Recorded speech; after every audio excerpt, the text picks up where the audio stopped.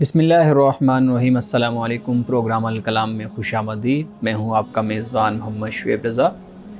ناظرین کرام، پروگرام کے پہلے حصہ میں ہم قرآن کریم کی کچھ آیات سمجھنے کی کوشش کرتے ہیں اور دوسرے حصہ میں اپنے عہد کے نمائندہ سیاسی، سماجی، مذہبی موضوعات پہ پیدا ہونے والے سوالات کے جوابات ایک نئے نقطہ نظر سے جاننے کی کوشش کرتے ہیں۔ حسب سابق ہمارے ساتھ شریک گفتگو ہیں جناب محمد امانت رسول صاحب۔ مان صاحب بہت شکریہ آپ کے وقت کا۔ میری معاونت کے لیے موجود ہیں وشنو نورین صاحبہ۔ Thank you so much madam. امان صاحب، ہم گفتگو کر رہے تھے سورۃ الشعراء، اور سورۃ الشعراء میں حضرت صالح علیہ السلام، قوم سمود کا ذکر چل رہا تھا۔ اب وہ قوم تقاضا کر رہی ہے نشانی کا، اور وہ خیال یہ کر رہے ہیں کہ جو پیغمبر ہے وہ کوئی الگ سے کوئی فرشتہ یا اس طرح سے کوئی چیز ہو کہ جس کو ہم دیکھیں تو بالکل انہونے سا ہمیں محسوس ہو۔ اس کا بھی جواب دے دیا ہم نے۔ سورۃ الشعراء کی آیت نمبر 155 سے اپنی گفتگو کا آغاز کرنا ہے۔ اپنی گفتگو شروع کیجیے گا۔ بسم اللہ الرحمن الرحیم۔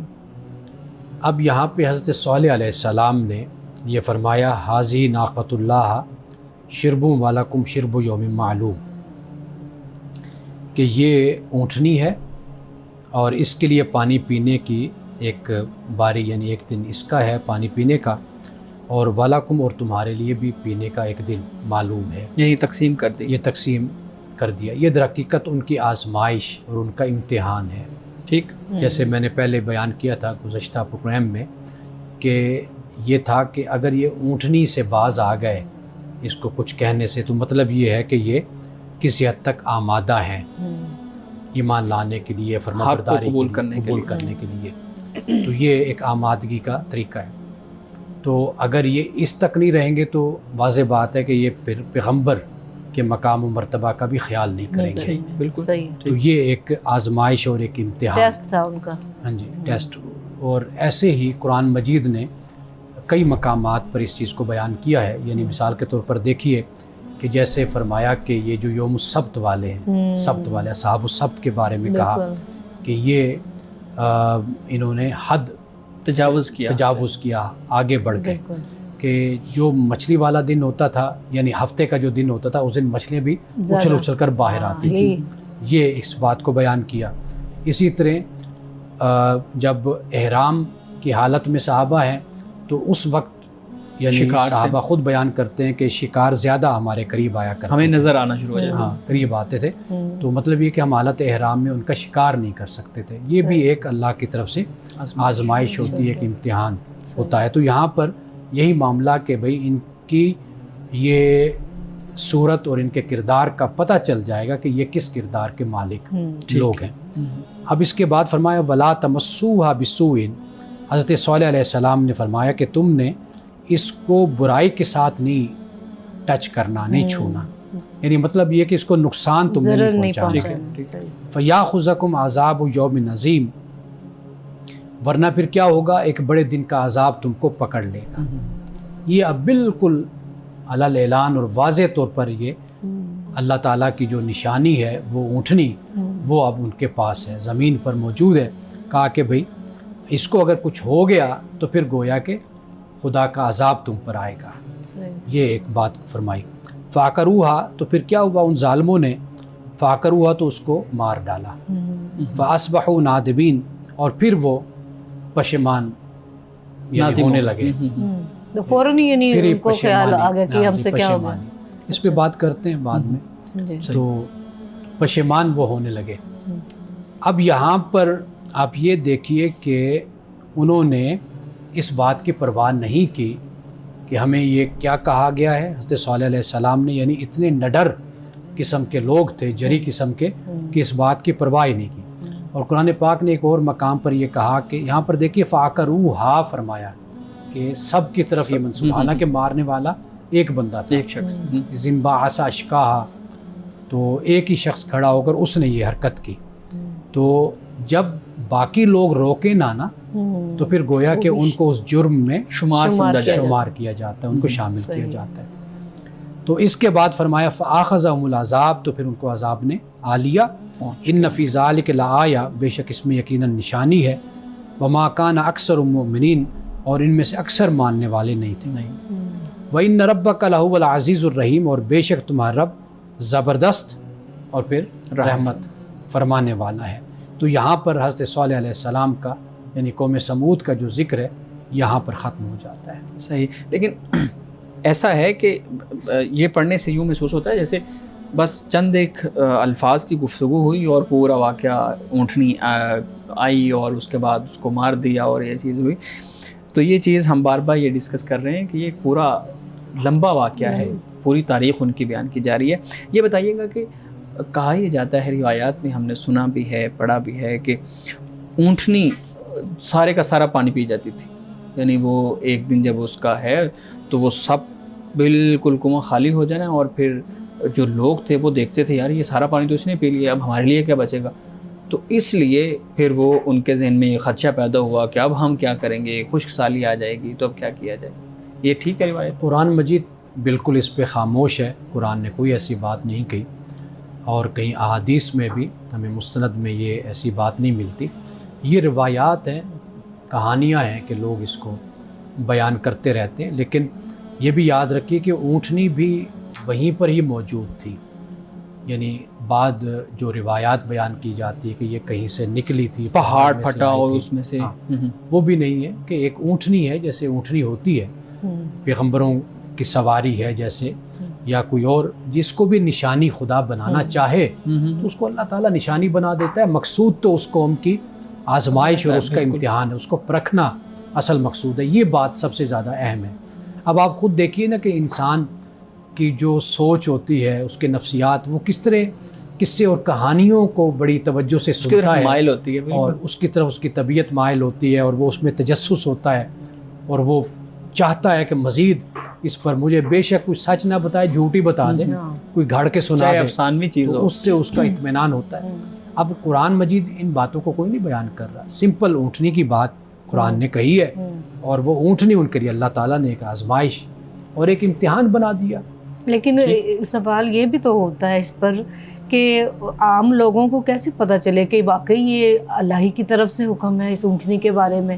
مطلب کوئی ایسی چیز ہوتی ہے نا سم ٹائم کے ان یوزول قسم کے، یعنی پہلے ایک موجود نہیں ہے، اب کوئی چیز موجود ہوئی ہے، جیسے اگر وہ مثال جیسے کہ دی نا کہ پہاڑ کے پیچھے سے کچھ لوگ جو غلط روایات ہیں اس ٹائپ کا کوئی منظر ہوتا یا ان یوزول طریقے سے، تو انہیں یقین ہاں جی یہ معجزاتی طور پہ اللہ کی طرف سے ہے، انہیں یقین کیسے آتا کہ یہ جو ہے اللہ کی طرف، واقعی اللہ کی طرف سے ہی ہے اونٹنی؟ اگر یہ سب کچھ اس طرح بیان کر دیا جاتا جس طرح آپ لوگ کہہ رہے ہیں، پھر تو آزمائش ہی نہیں بننی تھی نا، اچھا پھر تو امتحان ہی نہ بنتا، حقیقت کھول کر ان کے سامنے آ جاتی۔ بات اصل یہ ہے کہ اللہ نے عقل دی ہے، پیغمبر ان میں بھیجا ہے، پیغمبر وہ باتیں بیان کر رہا ہے کہ جو باتیں بالکل حالات کی مطابقت میں ہیں، فطرت کی مطابقت میں ہیں، عقل کی مطابقت میں ہیں۔ اس سے بڑھ کر اور کیا حقیقت بیان ہو؟ یعنی پیغمبر ان کے کردار کو، ان کے اخلاق کو بیان کر رہا ہے، اس معاشرے کی خرابیوں کو بیان کر رہا ہے، ان کو اللہ تعالیٰ کے بارے میں بتا رہا ہے، اس کی توحید کے بارے میں بتا رہا ہے، یہ سب کچھ بیان ہو گیا۔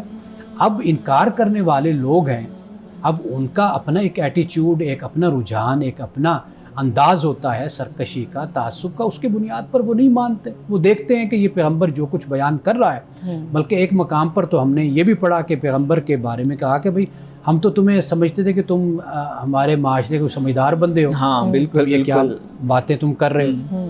تو یہ جو رویہ اختیار کیا جاتا ہے یہ تو نرا ضد پر مبنی رویہ ہے نا، یعنی اس میں کون سی لاجک ہے، کون سی عقل کی بات ہے کہ اب اس کے بعد انتہا جب ان کی سرکشی کی ہو گئی، اس کے بعد اللہ تعالیٰ نے ایک اونٹنی کے ذریعے سے ان کو خبردار کیا کہ بھئی اب تمہارے پاس یہ راستہ رہ گئے، اگر تم یہاں پر اطاعت کرو گے، اس نشانی کا خیال کرو گے کہ اللہ کی طرف سے بھیجی گئی ہے، ایک نشانی ہے، تو اگر اس کا نہیں کرو گے تو گویا کہ تمہاری جو سرکشی ہے اور حد سے بڑھنا ہے وہ اتنا زیادہ اب ہو چکا کہ تمہارے پلٹنے کا کوئی راستہ نہیں ہے۔ اچھا ایک اور اس سے کہ جو میری خود ہی سوال کا جواب مجھے فوراً میرے ذہن میں آ گیا جو میں آپ سے کر رہی ہوں کہ نشانی جو سی ہے وہ اونٹنی کا ان یوزول طریقے سے پانی پینا، عام طور پہ تو اونٹنی اتنا پانی نہیں پیتی ہے، لیکن پورا دن یہ بھی ایک روایت ہے نا، وہی میں عرض کر رہا ہوں، اس کی بھی کوئی حقیقت نہیں ہے نا۔ اچھا یہ اس طریقے سے پانی کا پی جانا تو یہ ہے کہ پیغمبر کی طرف سے اس کو منتخب کر دیا گیا، بس قرآن مجید نے جتنی بس بات ایک کی دن ہے اس کا ہے اور ایک دن تم لوگوں کا ہے، ٹھیک ہے، اس پر آپ فوکس کیجئے، جتنی بات قرآن پاک نے بیان کی ہے۔ باقی یہ جو کچھ بھی ہے یہ گویا کہ باتیں انسان کو اصل نقطے سے، اصل سبق سے ہٹا دیتی ہیں یہ باتیں. بالکل جب ہم ان باتوں میں چلے جاتے ہیں، افسانوں کے اندر چلے جائیں گے، آپ سمندر کا حصہ رہے نا، آپ ندی نالوں کی طرف کیوں جاتے ہیں؟ اس سے نقصان یہ ہوتا ہے کہ جو بات ہم نے سمجھنی ہے، ہم نے اپنے کردار کو ٹھیک کرنا ہے، اپنے آپ کو اچھا انسان بنانا ہے، اللہ کا فرمانبردار بنانا ہے، ایمان میں پختہ ہونا ہے، وہ ساری چیزیں پیچھے پس انداز اور پیچھے چلی جاتی ہیں، پس پش چلی جاتی ہیں، اور وہ باتیں سامنے آ جاتی ہیں کہ جن کا کوئی تعلق نہ ہماری بخشش سے ہے، نہ ہماری نجات سے کوئی تعلق بنتا ہے.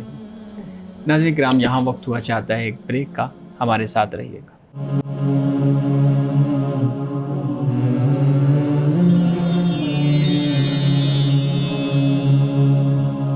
پروگرام میں ایک دفعہ پھر خوش آمدید. مولانا صاحب، جو بات ہو رہی ہے اسی سے متعلق ایک چیز میں چاہوں گا کہ آپ مزید واضح کریں. آپ نے فرمایا کہ جو اونٹنی تھی وہ جو ہمارے ہاں ایک افسانوی چیز بیان کی جاتی ہے کہ پہاڑ پھٹا، پہاڑ میں سے اونٹنی ان کے سامنے آ گئی، پوری پبلک کھڑی تھی، گروپ کھڑا تھا، پھر اس اونٹنی نے آ کے بچہ جنا. یہ ان کا تقاضا تھا کہ ایک اونٹنی یہاں سے نکلے، وہ آ کے فوراً حاملہ ہو، پھر وہ بچہ جن دے اور پھر ہم مان جائیں گے. یہ تو آپ نے بتا دیا کہ یہ افسانہ ہے، اور جو اونٹنی تھی وہ وہیں پہ استعمال کے لیے پہلے موجود تھی، حضرت صالح علیہ السلام کی ہو سکتی ہے یا کسی کی. اس طرح سے ہمارے ہاں جب بھی معجزے کو بیان کیا جاتا ہے تو وہ تو ایسی چیز ہوتی ہے جو بالکل موجود نہیں ہے، لیکن باہر سے کوئی چیز آئی ہے ہمارے پاس. جیسے یہ بیان کیا جاتا ہے کہ موسیٰ علیہ السلام کا جو عصا تھا وہ جنت سے آیا تھا، حضرت صالح علیہ السلام کی اونٹنی جنت سے آئی تھی، جو قمیص حضرت یعقوب کی آنکھوں پہ لگائی تھی اور ان کی آنکھیں بالکل ٹھیک ہو گئی تھی، وہ بھی جنت سے آئی تھی. یہ جو چیزیں بیان کی جاتی ہیں یہ تو پھر اس پورے جو آپ نے کانسیپٹ بیان کیا اس کے خلاف ہے. دیکھیے، جو معجزہ ہے نا وہ ایک عام چیز سے اور معمول سے ہی جنم لیتا ہے، ظاہر ہوتا ہے.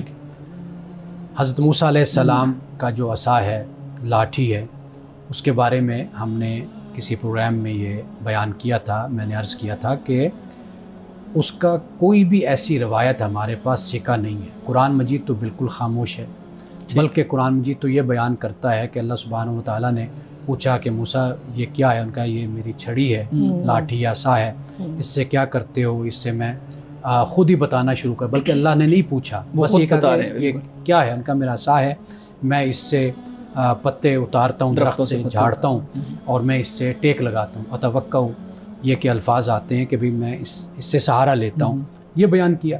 اب وہ دنیا ہی کی ایک چیز ہے، درخت سے بنائی گئی ہے یا جو بھی طریقہ ہے.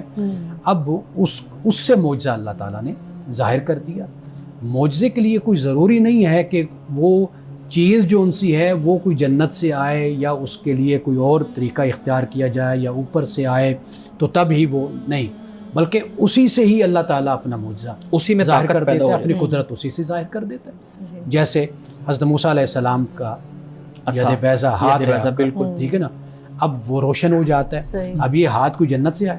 واضح بات ہے، حضرت موسیٰ علیہ السلام کے ساتھ ہے یہ ہاتھ، پیدائش ہوئی، سب کچھ ہوا، اور عصا بھی ان کے پاس پہلے ہی موجود ہوگا نا. ہاں، اسی طرح اونٹنی کا معاملہ بھی ہے. آپ جو لفظ افسانہ استعمال کر رہے تھے نا، اس کی جگہ بہتر لفظ روایت.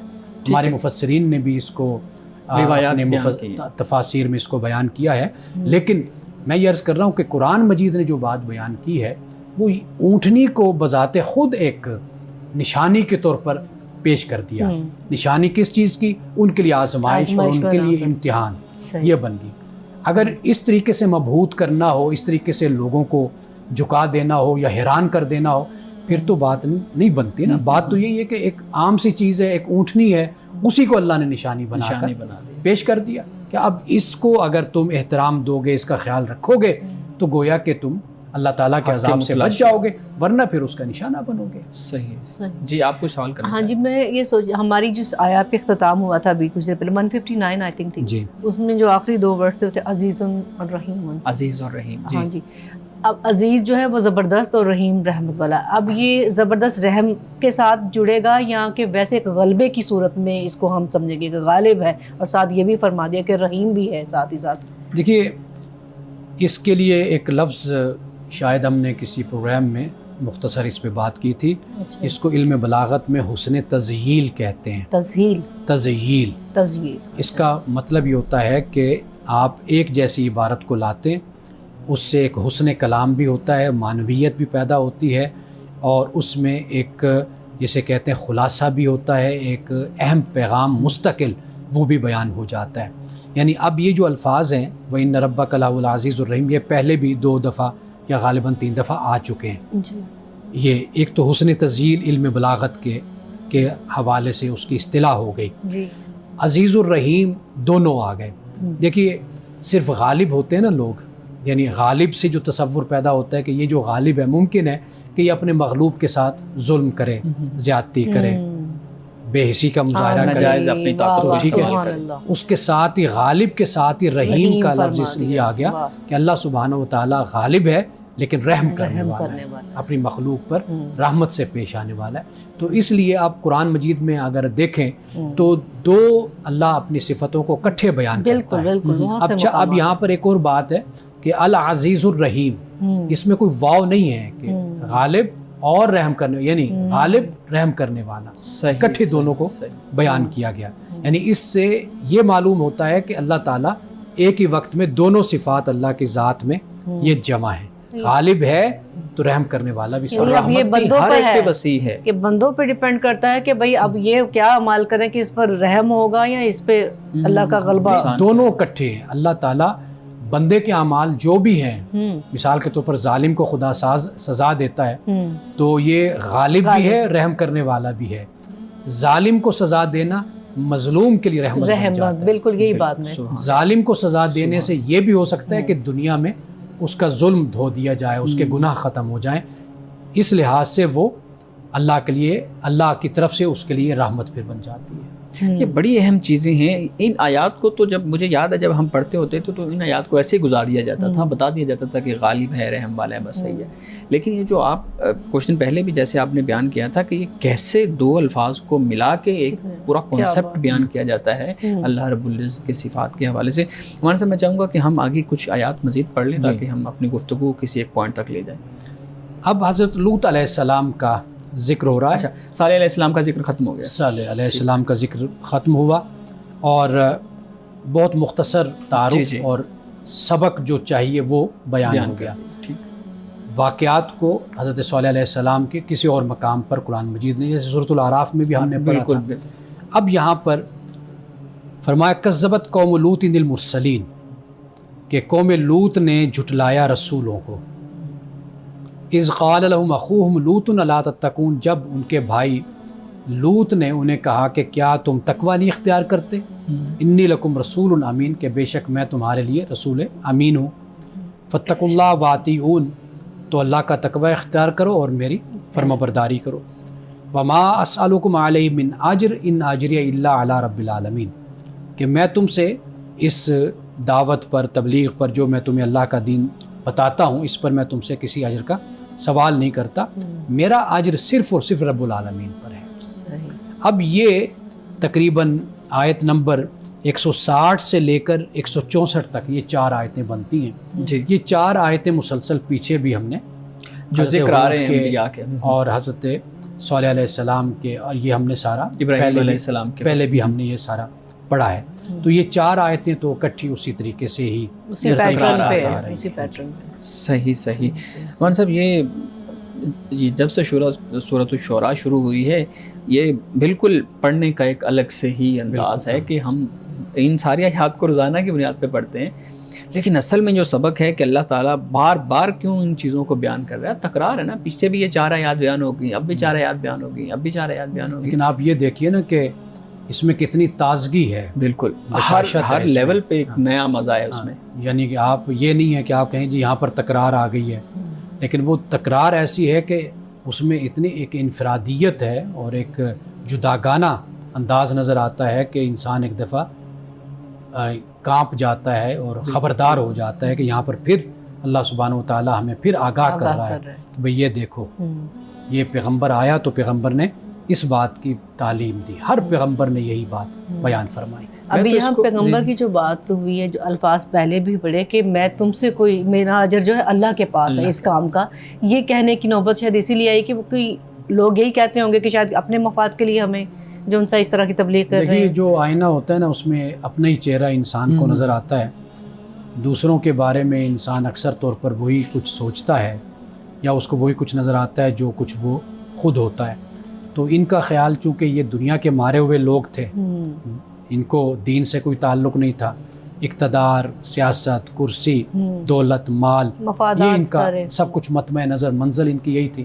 تو یہ خیال کرتے تھے کہ یہ اگر پیغمبر یہ صالح علیہ السلام یا لوط علیہ السلام یا ہود علیہ السلام یا محمد رسول اللہ صلی اللہ علیہ وسلم اگر یہ کہہ رہے ہیں تو شاید ان کو اقتدار چاہیے, سیاسی قوت چاہیے, تو یہ دوسرے انداز سے یہ سیاسی قوت حاصل کرنا چاہتے ہیں. تو یہ ان کی غلط فہمی یعنی قرآن پاک نے اس طرح دور کر دی کہ ہر پیغمبر نے یہی بات بیان کی. ناظرین کرام, یہاں وقت ہوا چاہتا ہے ایک بریک کا, ہمارے ساتھ رہیے گا.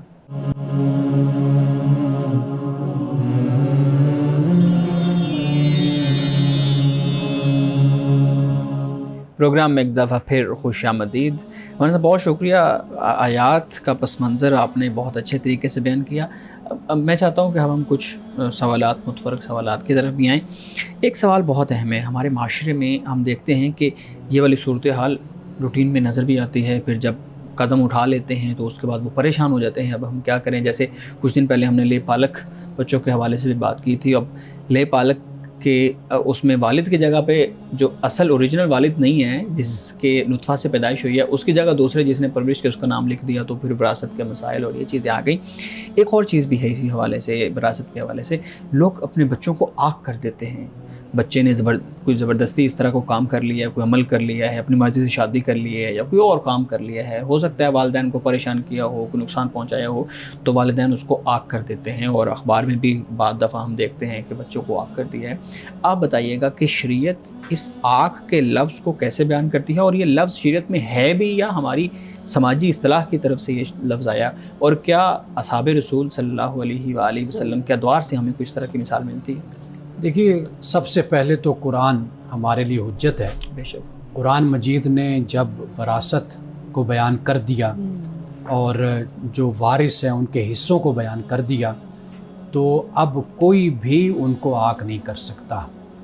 ٹھیک, کوئی بھی نہیں نکال سکتا. یعنی کہ جو قرآن مجید نے بیان کر دیا, جن کا جو حصہ ہے, وہ والدین ہیں, وہ اولاد ہے, وہ بیٹا ہے, وہ بیٹی ہے, جو بھی بیان کر دیا. سورۃ النساء کے دوسرے رکوع کو ہم دیکھتے ہیں, اور اسی طرح سورۃ النساء کی آخری آیت کو ہم دیکھتے ہیں, وہاں پر اس کو بیان کر دیا گیا ہے.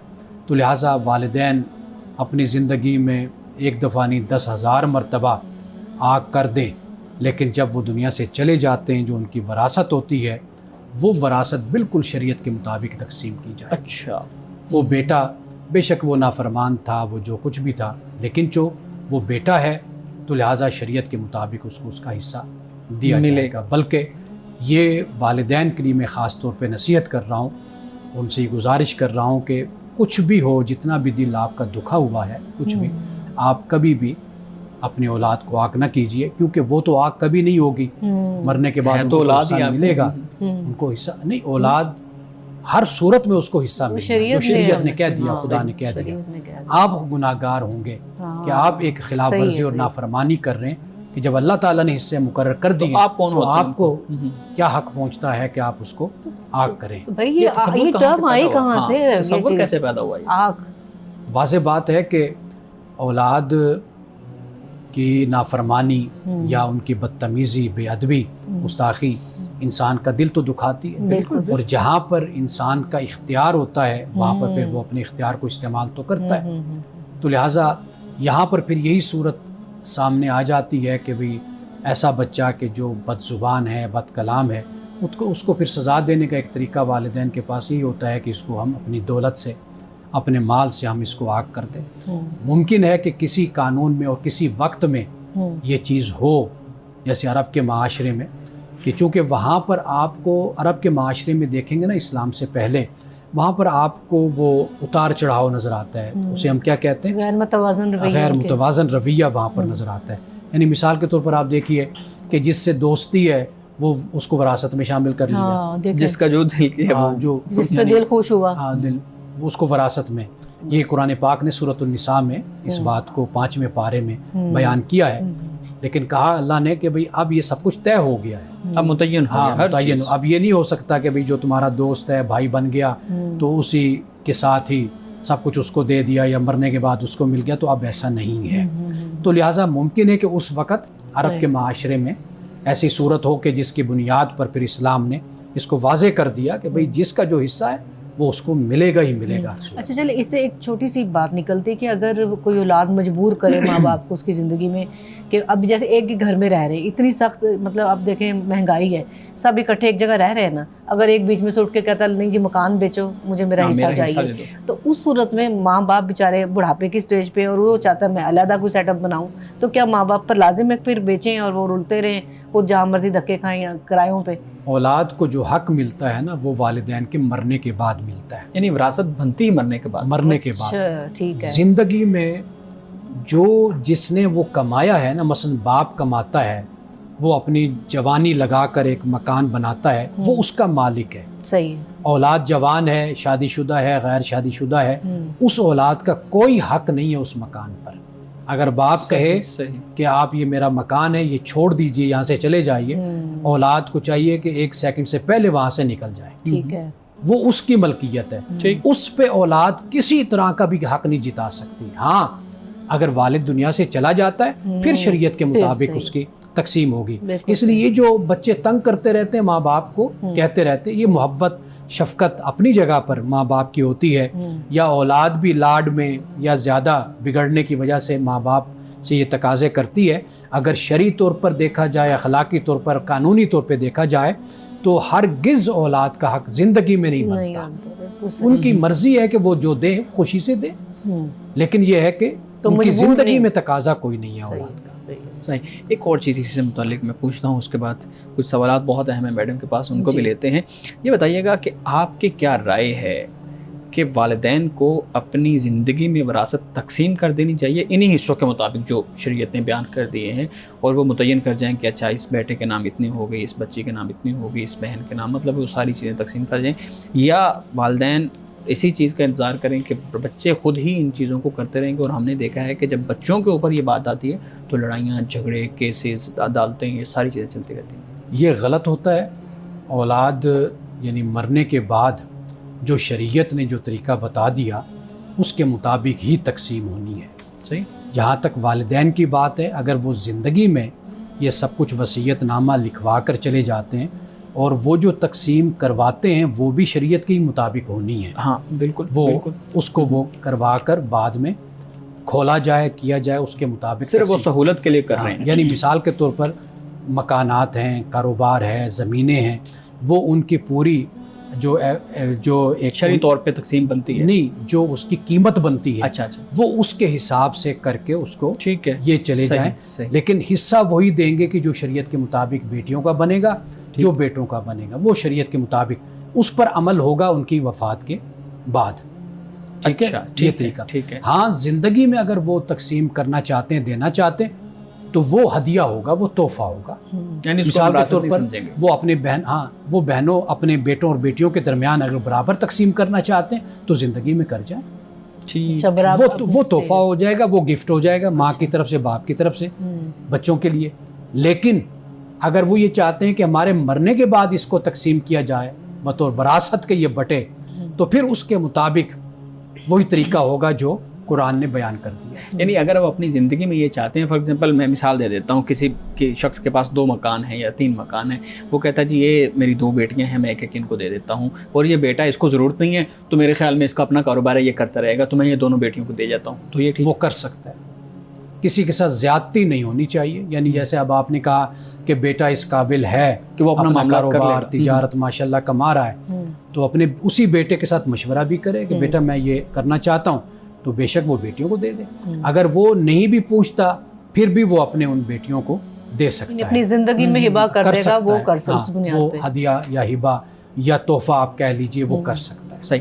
آخری بات یہ بتا دیجیے گا، بریک کا مجھے کہا جا رہا ہے، یہ بتائیے گا اگر کوئی والدین نہیں دیتے یا بھائی نہیں دیتے تو بہن تقاضا کر سکتی ہے ہر چیز کا کہ بھائی مجھے دیا جائے، عدالت تک جا سکتی ہے؟ بالکل، بہن کا جو حق ہے، میں یہ ذاتی طور پہ سمجھتا ہوں کہ بہن ہر صورت میں لے، بھائی ہے ہر صورت میں لینے کے بعد بے شک وہ جس کو اپنے کسی بھائی کو بہن کو بطور تحفہ کے وہ دے دیتا ہے، جو کمزور بہن بھائی ہوتے ہیں ان کو دے دے، لیکن لینا ضرور چاہیے۔ یہ میں اس لیے کہہ رہا ہوں چونکہ اللہ نے تقسیم کیا نا، تو اس کو اگنور نہیں کرنا چاہیے اور اس کو کم اہمیت نہیں دینی چاہیے.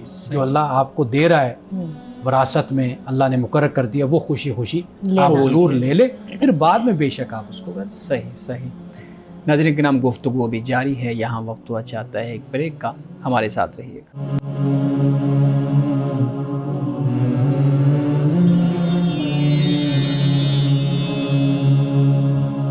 پروگرام میں ایک دفعہ پھر خوش آمدید. جی مس صاحب سوال کرنا چاہ رہے تھے. ایک سوال ہمارا صاحب امریکہ سے مجھے آیا ہے کہ وہ یہ بتاتی ہیں خاتون کہ مجھے واش روم میں اپنی کسی پرابلم کی وجہ سے وہ زیادہ وقت ویٹ کرتی ہیں، انتظار کرتی ہیں یورین پاس کرتے ہوئے، لیکن جیسے ہی کہتی ہیں وہ نماز کے لیے کھڑی ہوتی ہیں تو ان کے کچھ قطرے جو ہے وہ گر جاتے ہیں.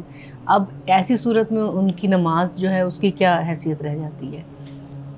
یہ ایک آپ یوں کہہ لیجئے کہ شریعت کی طرف سے اس میں ایک سہولت موجود ہے ایسے شخص کے لیے کہ جو مجبور ہوتا ہے. اچھا. یعنی مثال کے طور پر وضو کرتا ہے انسان، وضو کرنے کے بعد یعنی واش روم سے ہو کر آ گیا، وضو کیا، تو اس کے بعد بھی اس کو مسلسل بول کی بیماری ہم اس کو کہتے ہیں. یعنی اس میں قطرے گرتے رہتے ہیں.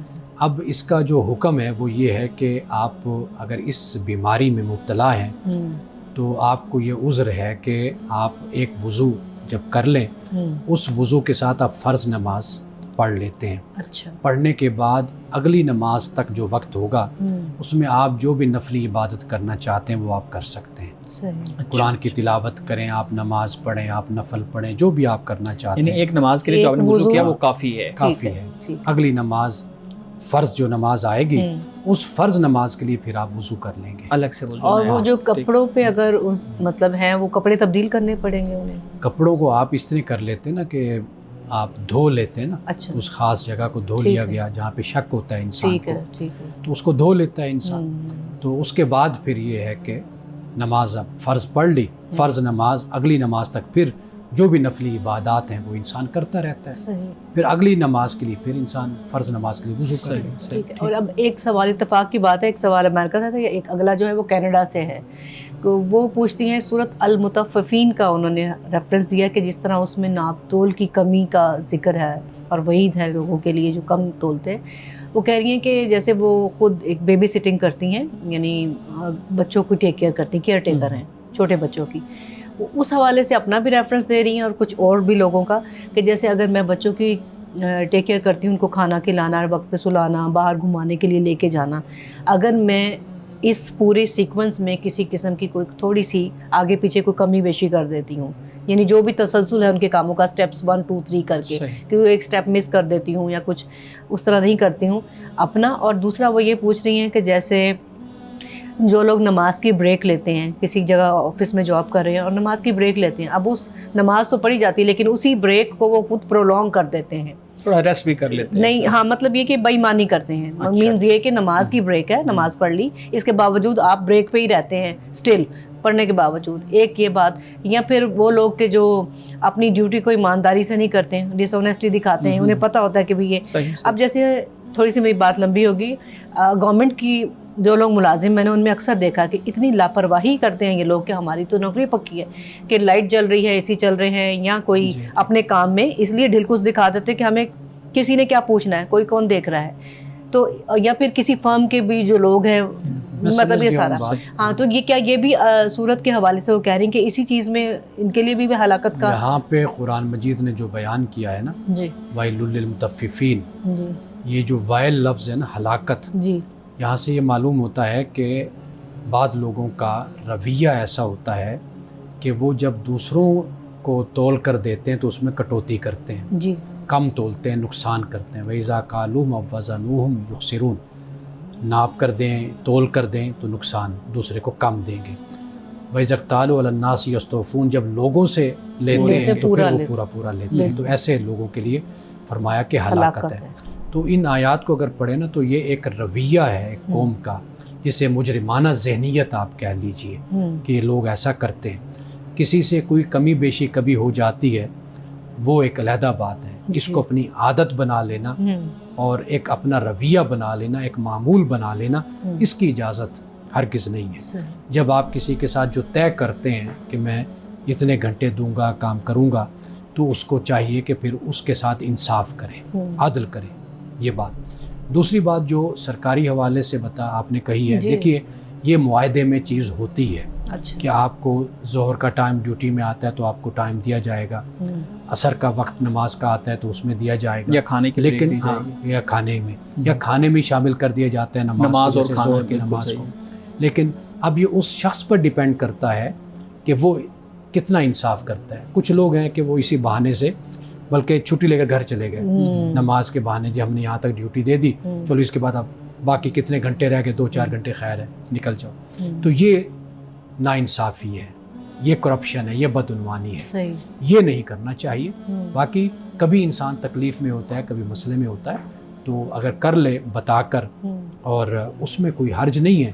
لیکن قرآن جو بات بیان کر رہے ہیں اصل میں ان لوگوں کا رویہ اور انداز ایسا ہے کہ جس کی بنیاد پر قرآن نے کہا کہ ہلاکت ہے ایسے لوگوں کے لیے۔ اور جو ان کا اپنا سوال تھا کہ وہ بیبی سٹنگ کرتی ہیں، میں نے اسی میں عرض کر دیا، یعنی وہ جان بوجھ کے تو نہیں ہے، ہاں یعنی کبھی اگر ایسے ہو جائے بال اتفاق تو پھر اس میں کوئی، وہاں پر تو معاملہ یہ ہے کہ آپ جو بھی کریں بتا کر کریں، اور اگر آپ اپنے ایگریمنٹ میں، معاہدے میں یہ چیزیں کلیئر کر دیتے ہیں تو آپ کو پھر کسی قسم کا کوئی جبر کا اور پابندی کا سامنا نہیں کرنا پڑتا۔